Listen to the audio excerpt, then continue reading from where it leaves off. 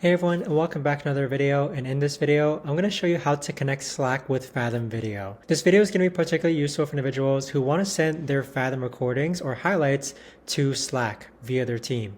Either way, this video is also going to be short, sweet, and simple, guys. There's not going to be a lot of steps involved. But what we're first going to do is that we're going to log into our Fathom.video account. Next, we're going to click on Settings on the upper right-hand corner. And then from here, you want to scroll all the way down to where it says Slack. So you can see that the prompt here says that you'll be able to automatically send highlights to Slack in real time.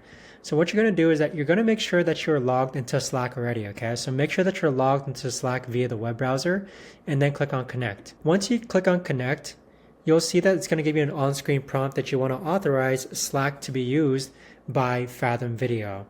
But simply follow the on-screen prompts from here, guys. But that right there is the best and easiest way that I know of to actually go ahead and connect Slack with Fathom. If you guys know of a better or easier way to actually do this, let me know in the comments down below. I would love to know. Thanks so much for watching, everyone, and I'll see you guys all in the next video.